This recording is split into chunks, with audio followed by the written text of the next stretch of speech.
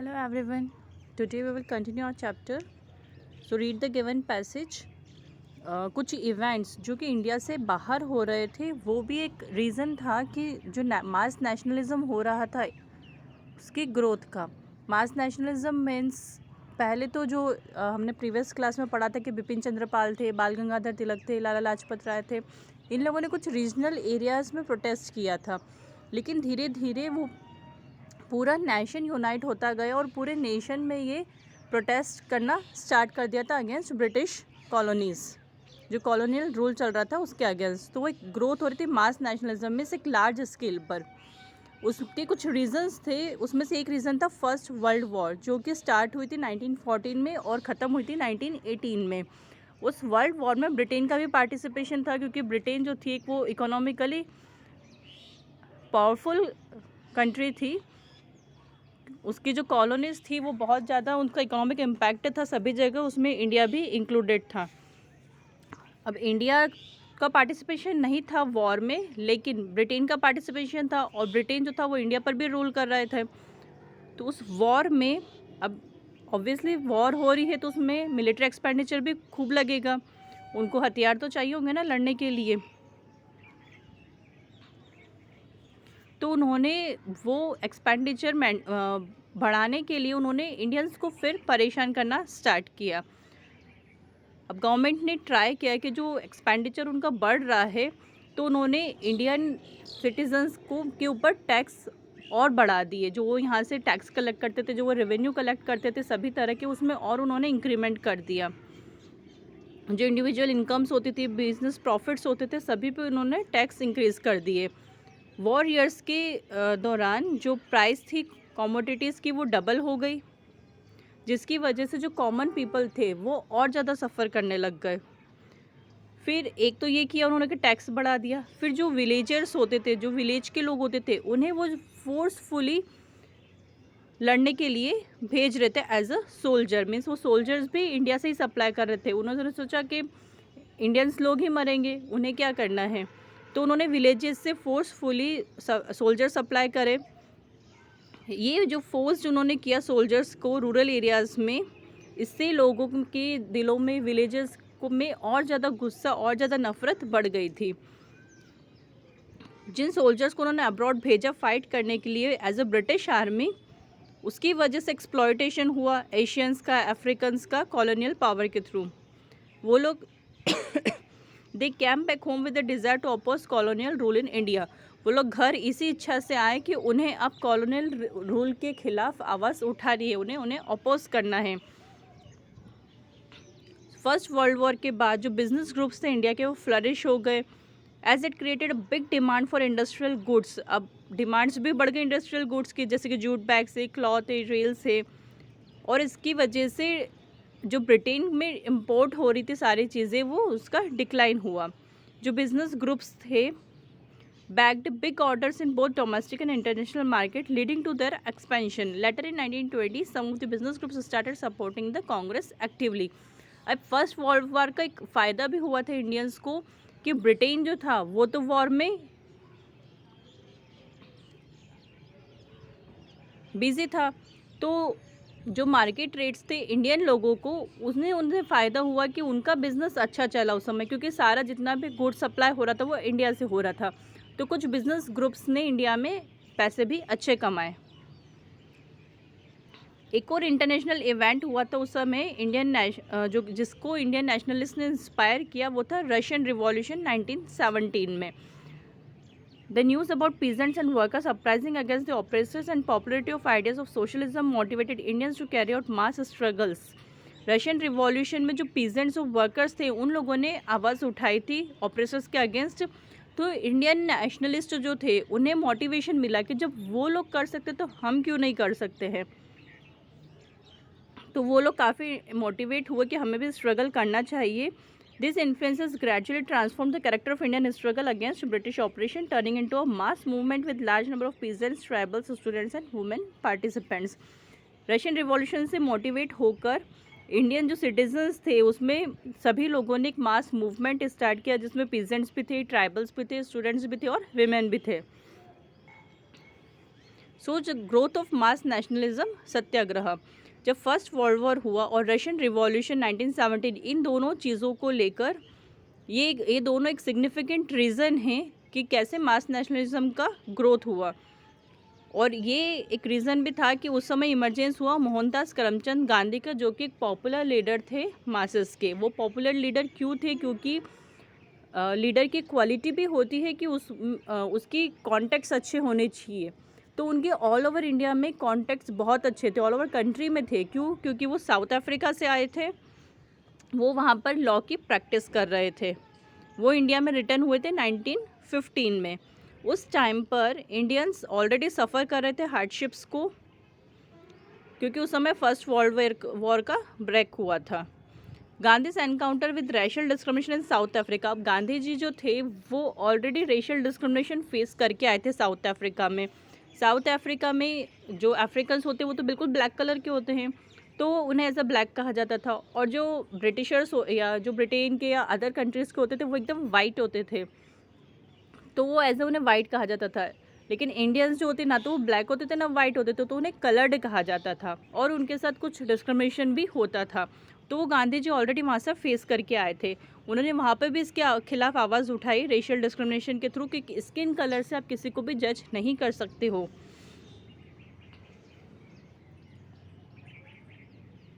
तो उन्होंने वहाँ पर भी एक नॉन स्ट्रगल या सत्याग्रह मेंटेन किया था और प्रोटेक्ट किए थे इंडियंस के राइट को, जो कि चैलेंज करती थी डिस्क्रिमिनेटरी ब्रिटिश पॉलिसीज़ जो थी इंडियन सॉइल के ऊपर, उसे उन्होंने प्रैक्टिस किया सत्याग्रह को साउथ अफ्रीका में भी। और वहाँ पे जो उनके क्लोज कॉन्टेक्ट्स थे डाइवर्स इंडियन कम्युनिटी के, वहाँ पर उन्होंने ग्लोबल रिकग्निशन किया। और उनमें क्वालिटी आ गई थी मास लीडर की, कि उनके कॉन्टेक्ट्स बहुत अच्छे थे, वो सभी लोगों को अच्छे से जानते थे, तो वो एक अच्छे मास लीडर बने। After arriving in India Gandhi travelled across the country. पहले वो इंडिया आए तो आते सीधे उन्होंने मास मूवमेंट स्टार्ट नहीं कर दिया। पहले वो इंडिया आए, उन्होंने ट्रैवल किया पूरी कंट्री में, उन्होंने देखा कहाँ पर क्या प्रॉब्लम्स है, लोगों की सिचुएशंस को समझा उन्होंने, उसके बाद उन्होंने मूवमेंट स्टार्ट किया। वो लोगों से कनेक्ट हुए, उनकी प्रॉब्लम्स को समझा, उनकी ज़रूरतों को समझा, एक्चुअल इंडिया की क्या पोजीशन है वो उन्होंने देखा पहले सभी जगह ट्रैवल करके।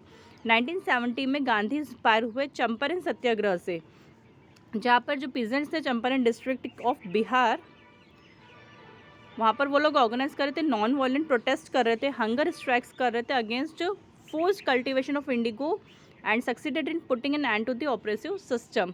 अभी हमने प्रीवियस क्लास में पढ़ा था the blue rebellion, indigo cultivation के ऊपर, कि कैसे लोगों ने, जो इंडिगो प्लांट होता है उसकी जड़ें बहुत फैल जाती है और वो सॉइल फर्टिलिटी को ख़त्म कर देती है। तो उन लोगों ने उसके खिलाफ रेबेल किया था कि हमें इंडिगो कल्टीवेशन नहीं करना है, क्योंकि ब्रिटिश गवर्नमेंट उन्हें फोर्सफुली कल्टीवेशन करवाती थी, तो उन्हें बंगाल से निकाल दिया गया था। तो फिर उन्होंने बिहार में आके जो इंडिगो प्लांटर्स थे उन्होंने यहाँ पर कल्टीवेशन किया था। सेम ईयर में गांधी ने फिर एक सत्याग्रह ऑर्गेनाइज किया to support peasants of Kheda district of Gujarat. अब चंपारण तो हो गया बिहार में, फिर आए वो गुजरात में। यहाँ पे जो खेदा डिस्ट्रिक्ट के पीजेंट्स थे उन्हें सपोर्ट किया। जो पीजेंट्स थे वो अफेक्टेड थे क्रॉप फेलियर से और प्लेग एपिडेमिक से, और वो रेवेन्यू नहीं दे पा रहे थे ब्रिटिश गवर्नमेंट को, तो वो कुछ रिलैक्सेशन चाहते थे रेवेन्यू कलेक्शन में, कि हमें कुछ टैक्स में जो रेवेन्यू कलेक्ट करें लैंड रेवेन्यू, उसमें कुछ रिलैक्सेशन मिल जाए, हम इतना ज़्यादा टैक्स नहीं पे कर सकते, क्योंकि हमारी क्रॉप भी फेल हो गई और यहाँ पे प्लेग भी एपिडेमिक हो रहा है, डिजीज़ भी चल रही थी। सो 1918 में महात्मा गांधी ने उन्हें सपोर्ट, फिर 18 में महात्मा गांधी ने सपोर्ट किया अहमदाबाद वर्कर्स को, जो कि कॉटन टेक्सटाइल मिल्स के वर्कर्स थे, उन्हें भी उन्होंने सपोर्ट किया। वहाँ पर भी सत्याग्रह मूवमेंट किया, क्योंकि वहाँ पर भी उनसे बहुत ज़्यादा हाई वेजेस लिया जाता था। ये सत्याग्रह मूवमेंट गांधी जी के साथ इसमें इंक्लूड हुए राजेंद्र प्रसाद और वल्लभ भाई पटेल, और ये सभी पॉपुलर लीडर्स थे इंडिया के।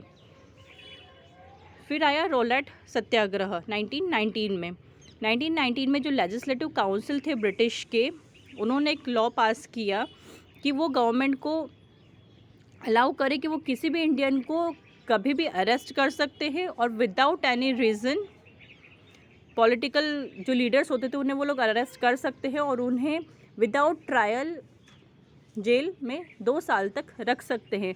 ट्रायल आपने पॉलिटिकल एंड सोशल लाइफ में पढ़ा था जब हमने लॉज वाला चैप्टर पढ़ा था, ठीक है, कि अगर आप कोई भी पुलिस किसे अरेस्ट करता है तो उन्हें विदिन 24 आवर्स कोर्ट में जज के सामने पेश करना होता है ट्रायल के लिए। लेकिन उस समय जो ब्रिटिश गवर्नमेंट थे वो ऐसा लॉ उन्होंने पास किया कि विदाउट एनी रीज़न पुलिस किसी भी पॉलिटिकल लीडर को या किसी भी इंडियन को अरेस्ट कर सकती है और उन्हें 2 इयर्स के लिए रख सकती है जेल में। ऐसा उन्होंने लॉ पास किया। तो इस लॉ के खिलाफ फिर लोगों ने आवाज़ उठाई। जो इंडियन लीडर्स थे इंक्लूडिंग गांधी, मोहम्मद अली जिन्ना, जो कि इम्पोर्टेंट लीडर थे ऑल इंडिया मुस्लिम लीग के, उन्होंने क्रिटिसाइज़ किया इस एक्ट को और उसे एज अ डेविलिश कहा, जो कि रेस्ट्रिक्ट कर रहे थे बेसिक फ्रीडम ऑफ पीपल को। फिर गांधी ने डिसाइड किया एक नेशनल वाइड सत्याग्रह मूवमेंट निकालने का अगेंस्ट रॉलेट एक्ट के, और एक सेटअप किया सत्याग्रह सभा का जिससे कि मूवमेंट लॉन्च हो। उनकी अपील पर 6 अप्रैल 1919 को एज अ ऑब्जर्व किया जाता है as a day of non violent opposition to this act. अब गांधी जी जो थे वो ट्रूथ एंड नॉन वायलेंस को मानते थे। गांधी जी ट्रूथ और नॉन वायलेंस में मानते थे। वो सोचते थे हमें सत्य और अहिंसा के रास्ते पर चलना है, वो वायलेंस नहीं करते थे। तो उन्होंने नॉन वायलेंट अपोजिशन किया इस एक्ट के खिलाफ। जो लोग थे ऑल ओवर द कंट्री, उन लोगों ने फास्ट किए, नंबर ऑफ रैलीज निकाली, स्ट्राइक्स की, वेरियस सिटीज़ में शॉप्स क्लोज की गई। इस टाइप से उन लोगों ने प्रोटेस्ट करना स्टार्ट किया। ये it became the first all India struggle against the British government. ये जो स्ट्रगल था ये ऑल इंडिया स्ट्रगल था, फर्स्ट ऑल इंडिया स्ट्रगल। पहले जितने भी स्ट्रगल्स चले वो रीजनल थे, कहीं बंगाल में हो रहा है, कहीं कैलकाटा में हो रहा है, कहीं महाराष्ट्र में हो रहा है, ऐसे अलग अलग रीजनल वाइज प्रोटेस्टेशन होता था। लेकिन ये जो था ये फर्स्ट ऑल इंडिया स्ट्रगल था, मतलब पूरा इंडिया इस स्ट्रगल में इन्वॉल्व हो गया था। Hindu and Muslim participants remained united throughout satyagraha against the tyrannical act. अब हिंदू और मुस्लिम्स भी यूनाइट हो गए थे इस एक्ट में, क्योंकि जब बंगाल पार्टीशन हुआ तो उन लोगों ने हिंदू मुस्लिम को आपस में भिड़ा दिया था। लेकिन यहाँ पर इस मूवमेंट में आके हिंदू मुस्लिम फिर से यूनाइट हो गए थे। तो अब इन्होंने मूवमेंट किया तो ऑब्वियसली ब्रिटिशर्स चुप तो नहीं बैठेंगे। तो उनका रिस्पांस क्या था? ब्रिटिश एडमिनिस्ट्रेशन ने एक ब्रूटल मेजर्स किया इन्हें सप्रेस करने के लिए। मीन्स ये तो नॉन वायलेंटली कर रहे थे, किसी तरह की हिंसा नहीं कर रहे थे, लेकिन जो ब्रिटिशर्स थे उन लोगों ने ब्रूटल मेजर किया, उन लोगों ने मारना पीटना स्टार्ट कर दिया। पंजाब में 2 कांग्रेस लीडर डॉक्टर सत्यपाल और सैफुद्दीन किचलू को अरेस्ट किया उन्होंने। 10 अप्रैल को पुलिस ने अमृतसर में फायर्ड किया एक पीसफुल प्रोसेशन में, demanding the release of this leader. वहाँ पर इन लीडर्स को रिलीज़ करने के लिए लोगों ने प्रोसेशन निकालना स्टार्ट किया। तो पुलिस ने वहाँ पर भी उन्हें in retaliation to this people attacked banks, post office and railway station. लोगों ने बैंक्स पे, पोस्ट ऑफिस पे, रेलवे स्टेशन पे अटैक करना स्टार्ट किया। ब्रिटिश ने इम्पोज किया martial law in most part of Punjab to bring situation under control. अब ब्रिटिश पुलिस ने वहाँ पर कर्फ्यू लगा दिया ताकि वो सिचुएशन को कंट्रोल में ले सके। तो उन्होंने बैन कर दिया gathering of more than 5 people, मतलब 5 लोगों से ज़्यादा कोई भी लोग वहाँ पर इकट्ठे नहीं हो सकते हैं। After defying the martial law a large crowd gathered in the ground of Jallianwala Bagh at Amritsar on April 13। इस बैंड के बाद भी एक लार्ज क्राउड जलियांवाला बाग के ग्राउंड में इकट्ठे हुए अमृतसर में 13 अप्रैल को। वो लोग गैदर्ड हुए थे पीसफुल प्रोटेस्ट के लिए ताकि वो उन 2 कांग्रेस लीडर्स को छुड़ा सके, और बैसाखी का फेस्टिवल भी था उस दिन, तो वो लोग वहाँ पर सेलिब्रेशन कर रहे थे। अब जब ब्रिटिश मिलिट्री कमांडर ने ये सुना कि लोग वहाँ पर इकट्ठा हुए हैं, तो जो जनरल डायर थे उन्होंने उस बाग को इंक्लोज करवा दिया, हाई वॉल से ब्लॉक कर दिया एग्जिट को, और सोल्जर्स को ऑर्डर दिया कि ओपन फायर कर दे क्राउड के ऊपर। हंड्रेड्स ऑफ पीपल, जिसमें कि इनोसेंट चिल्ड्रन भी थे, सभी लोग मर गए।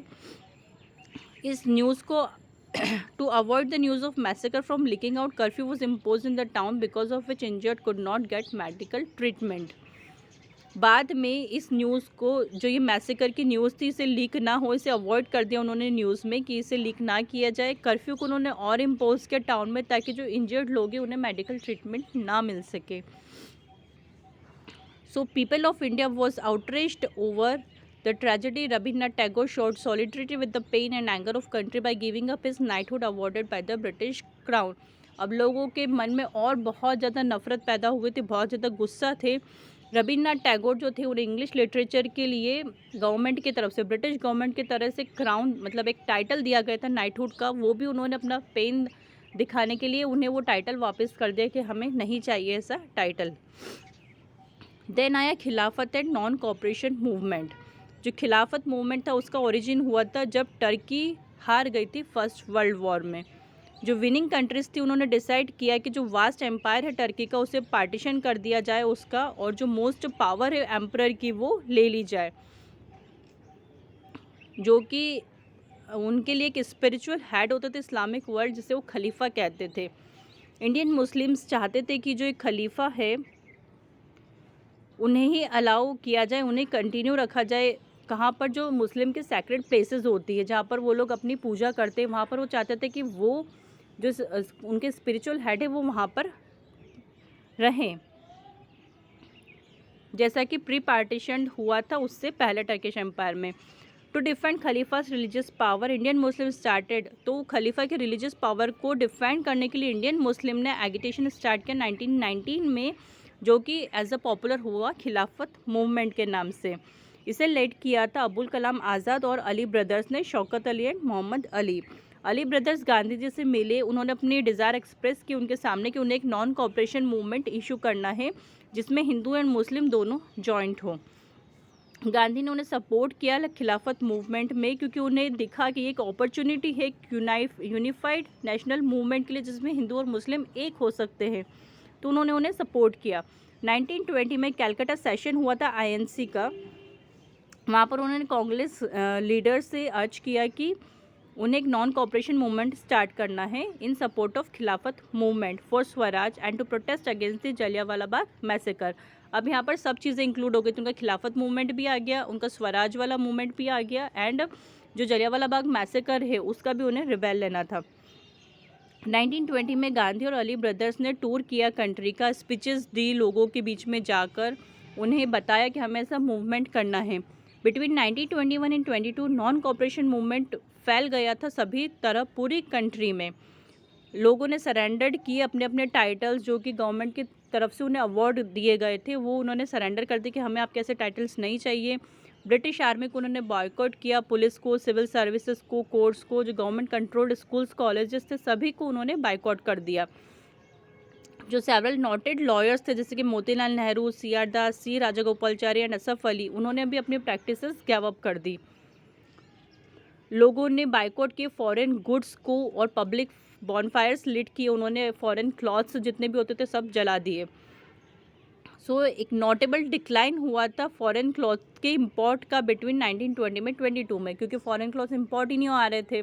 अगर फॉरेन क्लॉथ्स आते इंडिया में तो लोगों ने जला देते। इस टाइप के कुछ स्लोगन्स उन्होंने बनाए, फिगर 3 में बताए गए पोस्टर्स बनाए इस टाइप के public meetings and bonfire of foreign clothes को लेकर। नॉन कॉपरेशन मूवमेंट सक्सेसफुल रहा कब तक, जब तक एक विलेज था उत्तर प्रदेश में चौरी चौरा, वहाँ पर एक इंसिडेंट हुआ 4 फरवरी 1922 में। चौरी चौरा में एक प्रोटेस्ट के दौरान पुलिस ने फायर किए पीसफुल डिमॉन्स्ट्रेशन ऑफ पीजेंट्स के ऊपर। जो पीजेंट्स थे वो लोग पीसफुली डिमॉन्स्ट्रेट कर रहे थे, लेकिन फिर भी ब्रिटिश पुलिस ने उन पर फायर किया।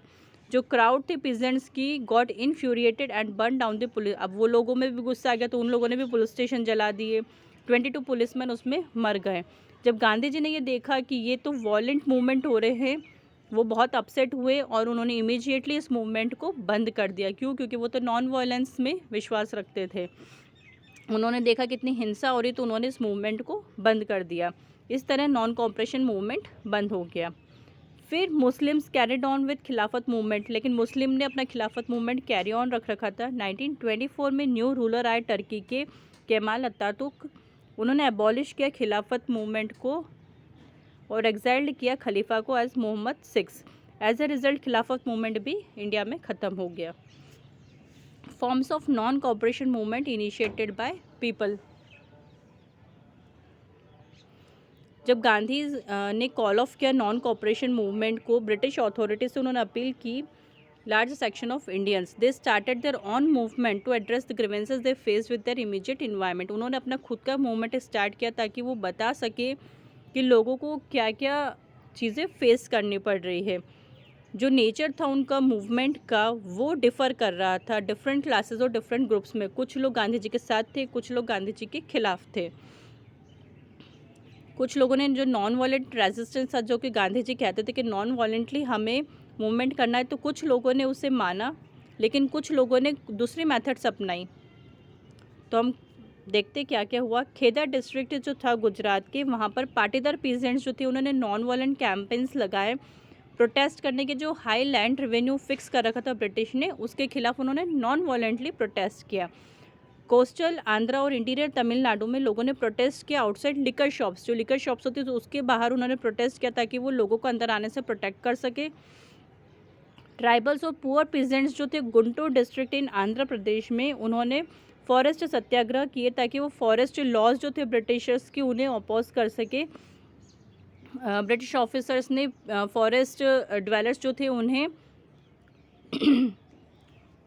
रेस्ट्रिक्ट कर रखा था कि वो फॉरेस्ट में एंट्री नहीं कर सकते हैं, उन्हें जाने के लिए फ़ीस देनी पड़ेगी। फॉरेस्ट रिसोर्सेज अगर वो लोग यूज़ करेंगे तो उन्हें उसका भी टैक्स देना पड़ेगा। तो उस समय पे ट्राइब्स और पीजेंट्स जो थे उन्होंने डिसओबी की फॉरेस्ट लॉज को। उन्होंने अपनी कैटल्स को अंदर छोड़ दिया बिना किसी ग्रेजिंग फीस के कि जाओ तुम जाके सब ग्रेज करो। उन्हें फेथ था गांधी जी के ऊपर कि वो उनकी हेल्प करेंगे टैक्स को रिड्यूस करने में और फॉरेस्ट रेगुलेशन को एबॉलिश करने में। मोस्ट फॉरेस्ट विलेजर्स में पीजेंट्स ने डिक्लेयर किया स्वराज और बिलीव किया कि गांधी राज जो है वो सून प्रिवेल होगा। आसाम में वर्कर्स ने बाइकआउट किए ब्रिटिश ऑन प्लांटेशंस को और डिक्लेयर किया कि वो गांधी जी के विश को फॉलो करेंगे कि हमें बाइकआउट करना है ब्रिटिश जितनी भी ब्रिटिश ऑन्ड चीज़ें हैं। उन्होंने स्लोगन रेज किए गांधी जी महाराज की जय, demanding big increase in their wages. In Assamese Vaishnav songs भी कंपोज किए गए उस टाइम पीरियड पे, जिसमें कृष्णा की जगह उन्होंने गांधी राज से रिप्लेस कर दिया। गांधी कॉल जो था खिलाफत मूवमेंट का वो वेलकम किया मुस्लिम ट्रेडर्स ने और पीजेंट्स ऑफ सिंध ने। बंगाल में कॉल फॉर जॉइंट खिलाफत नॉन कॉपरेशन एगिटेशन इंक्रीज हुआ, उसमें हिंदू और मुस्लिम्स की यूनिटी बढ़ गई,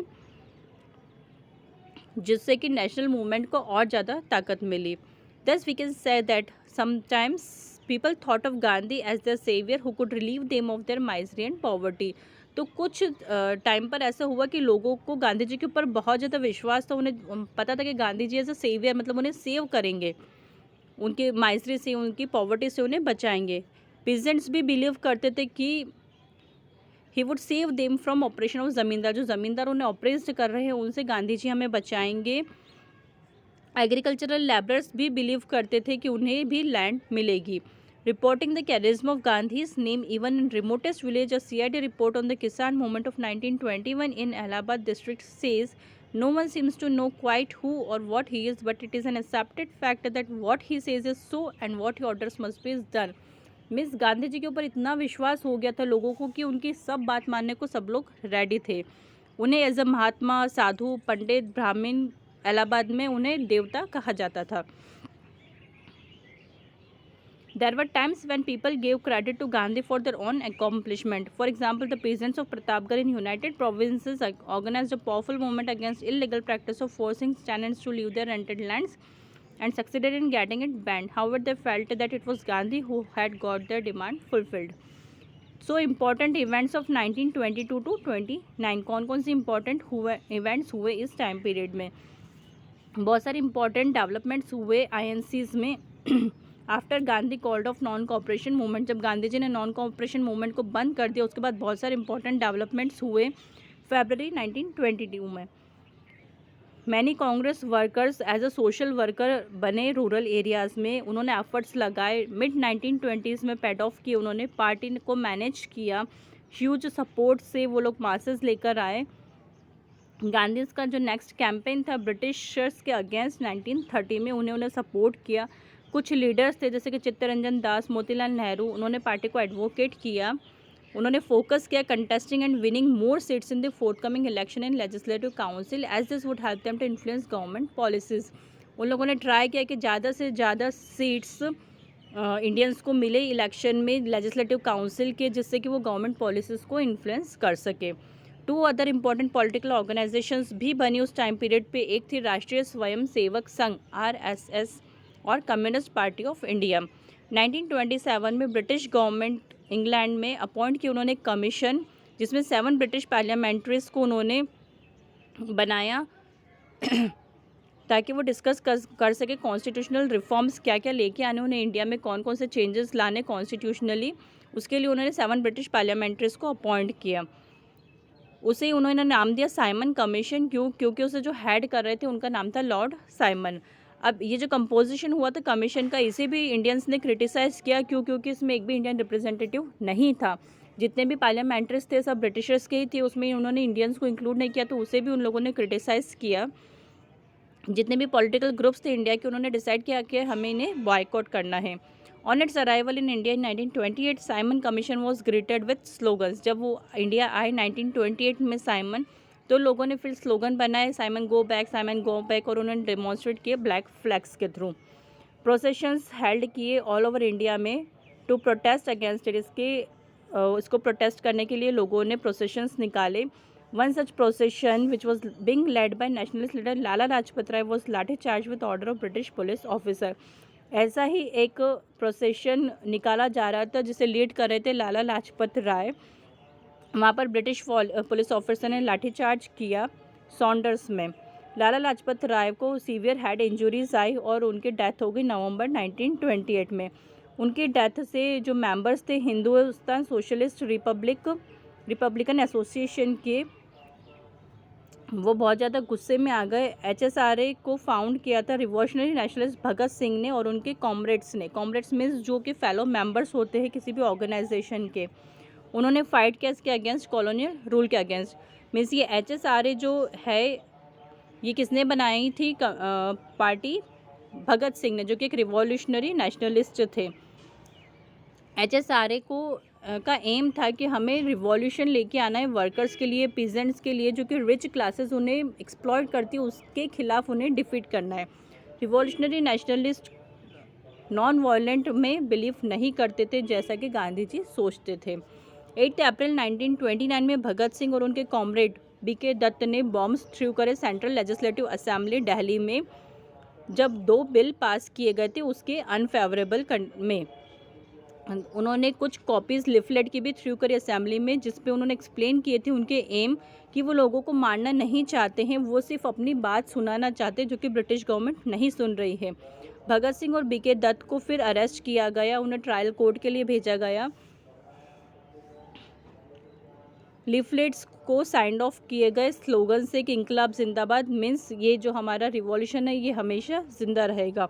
भगत Singh was tried and executed on 23 March 1931 at the age of 23। Okay, उस दिन इन्हें हैंग कर दिया गया। At close of decade annual session of Congress was held at Lahore on 31 December 1929 under the presidentship of Jawaharlal Nehru. इस डिकेड के क्लोज पर फिर जो एनुअल सेशन हुआ कांग्रेस का लाहौर में 31 दिसंबर 1929 में, किसके प्रेसिडेंटशिप के अंडर में? जवाहरलाल नेहरू के। Since British government failed to fulfill the demand of granting dominion status to India, INC now resolved to fight for पूर्ण स्वराज और complete independence. British government fail हो चुकी थी, वो कोई भी डिमांड फुलफिल नहीं कर पा रही थी इंडियन के स्टेटस को लेकर। सो INC ने रिजॉल्व किया, फाइट किया पूर्ण स्वराज के लिए या कंप्लीट इंडिपेंडेंस के लिए। ट्राई कलर को अडॉप्ट किया गया as a national flag. Consequently 26 जनवरी 1930 को एज अ ऑब्जर्व किया जाता है पूर्ण स्वराज डे या independence day all over the country. पूरी कंट्री के लिए इंडिपेंडेंस डे उसे कहा जाता है। कब? 26 जनवरी 1930 को।